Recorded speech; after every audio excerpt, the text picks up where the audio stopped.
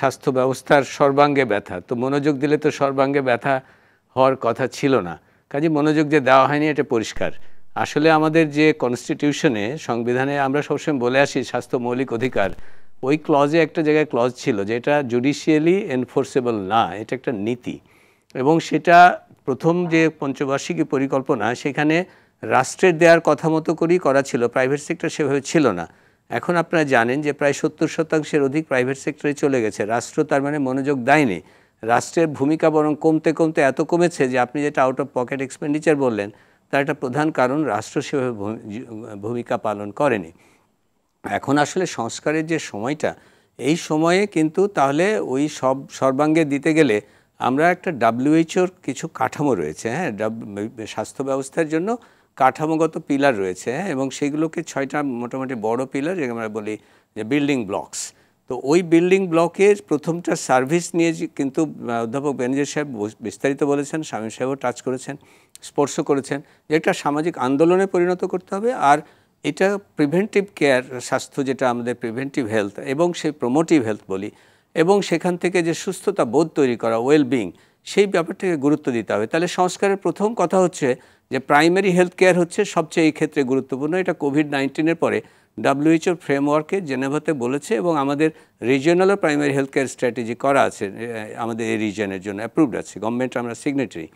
তাহলে আমাদের প্রথম কাজ হচ্ছে সংস্কারে যে প্রাইমারি হেলথ কেয়ারটাই হচ্ছে আমাদের যে বৈষম্যের কথা বলছেন, এটা ইউনিভার্সাল হেলথ কাভারেজ অর্জনের সবচেয়ে বড় পথ, এবং সেইভাবে সংস্কারটা সার্ভিসে করতে হবে।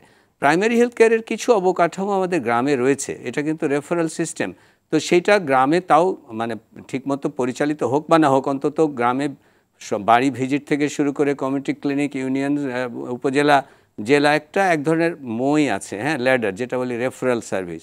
কিন্তু আপনার শহরে কিছু নেই। শহরে যেটা মিনিস্ট্রি অফ ইয়ের কাছে আছে, LGRDর কাছে, সেটা কিন্তু যথাযথভাবে পালিত হয় না। আমাদের এখন আসলে শহরে প্রায় 40% বেশি লোক বাস করে, সেটাকে আবার মনোযোগ দিতে হবে এবং সেখানে এটা গড়ে তুলতে হবে। তাহলে সার্ভিসের কথা মোটা দাগে হলো এই। আরেকটা বড় পিলার হচ্ছে এই সার্ভিসটা দেবে কে? জনশক্তি।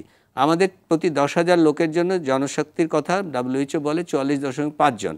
আমাদের এখন পর্যন্ত সরকারি সেক্টরে 13 জন, বেসরকারি ধরলেও 20 জনের উপরে নেই। এটা যেটি প্রফেসর শামীম বলছিলেন যে আমরা এই অঞ্চলের সর্বনিম্ন। তাহলে দেখুন আমরা এই সার্ক অঞ্চলের কাছেও কিন্তু মানে তুলনায় অনেক এই জনশক্তি কম।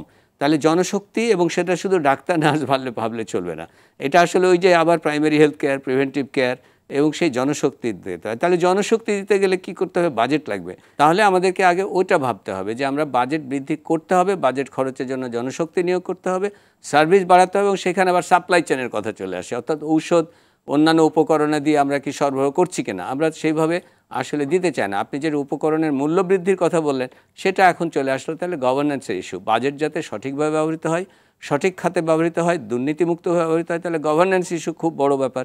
এটা কোনটা আগে বলবো আর কোনটা পরে বলবো, এগুলো সব জড়িত কিন্তু, হ্যাঁ। এবং প্রত্যাশা অত্যন্ত যে দুর্নীতিমুক্ত এবং গিয়ে যাতে সার্ভিসটা পায় সরকারি, বেসরকারি যতই উন্নত হোক সেখানে কিন্তু তারা কুলাতে পারছে না এবং মানুষ দরিদ্র হয়ে যাচ্ছে। আপনি যেটা বৈষম্য সৃষ্টির কথা বললেন, এটা একটা সার্কুলার ব্যাপার হয়ে গেছে যে একদিকে স্বাস্থ্য খাতে ব্যয় করতে গিয়ে তারা দরিদ্র হয়ে যাচ্ছে, আবার অন্যদিকে ব্যয় করতে না পেরে স্বাস্থ্যহীন হয়ে তারা প্রোডাকশানে কমে যাচ্ছে। দুটোই ঘটনা ঘটছে।